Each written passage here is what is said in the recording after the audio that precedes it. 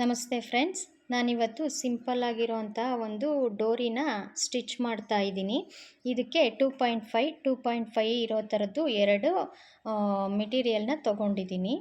ನಾನು ಅದನ್ನು ನೋಡಿ, ಈಗ ನೀವು ನೋಡ್ತಾ ಇದ್ದೀರಾ, ಈ ರೀತಿಯಾಗಿ ಟ್ರಯಾಂಗಲ್ ಶೇಪಲ್ಲಿ ಒಂದನ್ನು ಸ್ಟಿಚ್ ಮಾಡ್ಕೊಂಡಿದ್ದೀನಿ.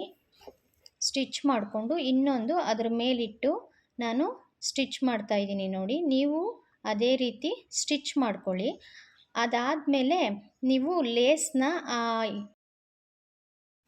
ವಿ ಶೇಪಲ್ಲಿ ಇಟ್ಕೊಂಡು ನಾವು ಎರಡು ಡೋರಿ ಲೇಸ್ಗಳನ್ನು ನಾವು ಸ್ಟಿಚ್ ಮಾಡ್ಕೊಳ್ಳೋಣ. ನೋಡಿ, ಈ ಥರ ಸಿಂಪಲ್ಲಾಗಿ ಸ್ಟಿಚ್ ಮಾಡ್ಕೊತ ಹೋಗಿ ನಿಮಗೆ ಒಂದು ಸಿಂಪಲ್ಲಾಗಿರೋವಂಥ ಡೋರಿ ಈಸಿಯಾಗಿ ಬೇಗ ಕ್ವಿಕ್ಕಾಗಿ ರೆಡಿಯಾಗೋವಂಥ ಡೋರಿ ನಿಮಗೆ ಈಸಿಯಾಗಿ ಮಾಡ್ಕೊಬೋದು.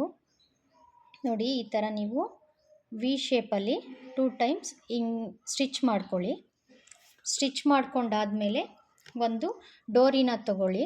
ಅದನ್ನು ತಗೊಂಡು ನಾವು ಸ್ಟಿಚ್ ಮಾಡಿರೋ ಅಂಥ ಮೆಟೀರಿಯಲ್ ಮೇಲೆ ಇಟ್ಕೊಂಡು ಟ್ರಯಾಂಗಲ್ ಶೇಪಲ್ಲಿ ಸ್ಟಿಚ್ ಮಾಡಿ.